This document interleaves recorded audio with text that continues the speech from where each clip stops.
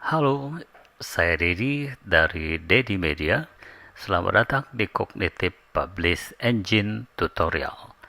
Pada video pertama ini, kita akan memperkenalkan antarmuka CPE. Yang pertama, untuk memanfaatkan CPE tentu Anda harus mendaftar terlebih dahulu dengan cara klik saja masuk dengan Google.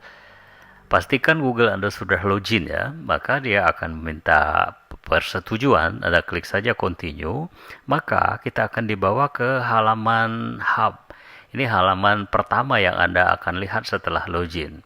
Apa yang akan Anda lihat di sini dan fungsinya apa saja? Yang pertama tentu ucapan selamat datang di atas ini. Ini bisa kita abaikan, dia akan tampilnya seperti ini saja, atau bisa kita tampilkan kembali seperti ini. Kalau Anda mau langsung membaca penjelasan atau guide-nya, kita bisa pilih pelajari.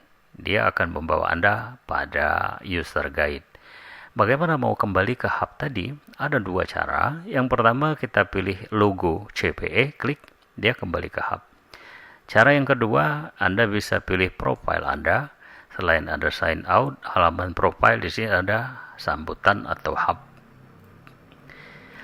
Yang pertama, Launchpad. Ini hubungannya dengan studio. Kalau Anda sudah siap untuk membuat artikel, nanti tinggal launch CPE Engine saja. Lalu yang kedua ada CMS Bridge. Kalau Anda mau mendaftarkan WordPress Anda apa, kemudian kalau mau pakai Blogspot juga bisa.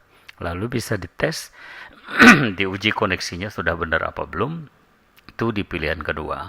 Adanya di CMS Bridge. Kalau kita kembali lagi ke sini, yang ketiga itu adalah manajemen proyeknya, draft dan queue. Maksudnya kalau kita klik di sini, apa yang sudah Anda draft atau artikel apa yang sudah Anda buat nanti akan masuk ke sini. Artikel itu kita bisa simpan presetnya, aturannya, temanya, dan lain sebagainya. Itu bisa kita save dengan menuliskan nama di sini, atau kita jalankan studio sampai selesai, maka dia akan otomatis menyimpan. Di sini akan ada daftar proyek yang Anda buat. Anda bisa ekspor dan Anda juga bisa import ke misalnya ke komputer lain atau berbagi dengan teman, dengan tim misalnya ya. Lalu di sini ada pilihan factory reset. Itu artinya apa yang sudah kita lakukan misalnya setting dan lain sebagainya, kita mau kembali ke pengaturan awal, tinggal kita factory reset saja. Tapi jangan khawatir, kalau misalnya Anda sudah menyimpan satu artikel, itu otomatis akan tersimpan di server artikelnya. Walaupun Anda reset, yang di reset di sini hanya di lokalnya saja. Oke, kita kembali ke sini. Yang berikutnya adalah CPE setting. Ini yang sangat penting harus dilakukan. Kalau kita pilih setting, maka dia akan menuju ke halaman setting. Yang pertama secara global ini sudah default ya, diatur bahwa artikel Anda itu berupa apa ya. Di sini ada informatif, profesional dan seterusnya. Lalu di sini targetnya berapa panjang konten yang akan kita buat. Misalnya konten biasa ya standar saja, atau konten komprehensif, atau bahkan ini adalah konten pilar, bisa dipilih sesuai dengan kebutuhan. Lalu di sini JSON LD-nya, skemanya mau seperti apa? Mau blog posting atau artikel umum, atau dia berupa news ya. Misalnya Anda seorang jurnalis, misalnya bisa juga menggunakan ini. Lalu di sini ada auto generate picture image. Pada saat kita membuat artikel, nanti engine atau mesin CPE ini akan dengan secara pintar membuatkan gambar sesuai dengan tema-tema Anda. Dan bisa ditentukan berapa jumlahnya nanti akan kita praktekkan. Bila ini kita aktifkan, gambar pertama otomatis akan dijadikan picture image atau gambar utama.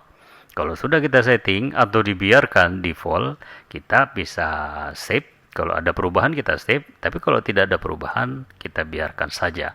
Dan yang tidak kalah penting berikutnya adalah seperti penjelasan di dokumen ya, kalau Anda sudah membacanya, mungkin belum ya, bahwa kita memberikan keleluasaan bagi Anda untuk menggunakan API Anda sendiri. Maka istilahnya BIOC, Bring Your Own APK Dengan cara di sini ada beberapa provider, Anda bisa pilih provider apa saja, misalnya Google Gemini. Apa API Anda? Kalau mau langsung diambil dari Google Anda, klik saja di sini. Nanti akan langsung diarahkan ke Google AI Studio dan meminta API key Anda. Demikian juga dengan OpenAI, Anthropic, atau Cloud, atau DeepSeek, atau OpenRouter, itu sama saja. Setelah kita masukkan API key-nya, jangan lupa dites dulu, itu koneksi atau enggak. Dan dipastikan pilihan kita mau yang free atau yang berbayar. Kalau CPE menerapkan yang free, jadi Anda bisa menggunakan API key yang gratisan, bisa digunakan selamanya. Kalau Anda tidak berlangganan, tapi tentu ada syarat dan ketentuan berlaku ya. Kalau yang gratis, Anda hanya bisa memasukkan satu website saja. Kalau mau buat artikel di website yang berbeda, nggak bisa. Cuma bisa satu. Kalau mau banyak website, ya Anda harus upgrade. Dan untuk artikel yang Anda buat, dibatasi hanya 5 artikel per bulan untuk yang gratis. Tapi kalau yang pro, Anda bebas mau berapapun artikel. Mau 10 artikel sehari, atau mau ya berapa aja, terserah Anda. Lalu di sini tempat kita mendaftarkan multi-site seperti yang saya barusan singgung. Untuk yang paket kita, paket langganan biasa, yang free, itu satu website saja. Caranya kita masukkan nama websitenya apa, lalu alamatnya di mana, masukkan juga username-nya, dan application password. Bukan password Anda untuk login ke dashboard ya, tapi application password. Nanti kita akan lihat pada saat praktek membuat artikelnya. Kalau sudah ya kita tambahkan. Tapi dengan catatan Anda hanya bisa menambah satu artikel saja.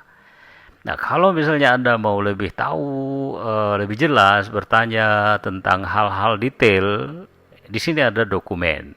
Dia akan membuka halaman baru, informasi tentang aplikasi, panduan-panduan dasarnya, dan hal-hal yang sering ditanyakan.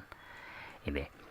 Anda juga bisa masuk ke sini, alamatnya itu doc.seo-pemula-banget.my.id.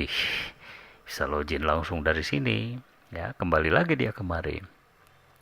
Oke, yang berikutnya kita akan lihat sedikit di menu profile Anda. Kita lihat kalau sambutan berarti sama halaman hub ini ya. Yang kedua, halaman profile Anda. Kita akan melihat profile kita, bisa diedit juga, mungkin ditambahkan biodata. Sama kita akan melihat berapa proyek yang tersimpan, koneksinya terhubung atau belum. Lalu di sini autentifikasi keamanannya, otomatis itu sudah aktif karena kita sudah login. Yang perlu saya tekankan di sini bahwa semua data-data sensitif Anda seperti user, password, API key itu tidak disimpan di server, tapi disimpan di local storage. Artinya aman tersimpan di website Anda, tersimpan di laptop Anda, di browser Anda ini. Ya, kalau Anda misalnya pindah komputer, tentu itu nggak tersimpan lagi, API key-nya harus dimasukkan lagi gitu ya. Tapi seperti proyek, misalnya berapa jatah Anda untuk kuota artikel, lalu hal-hal yang sifatnya bukan sensitif, itu tersimpannya di server. Sehingga pada saat Anda login, itu akan langsung terlihat. Tapi untuk yang sensitif, itu tidak tersimpan di server. Jadi, aman. Mungkin itu saja untuk tutorial yang pertama tentang antarmuka CPE. Terima kasih, saya Dedi dari Dedi Media. Sampai jumpa.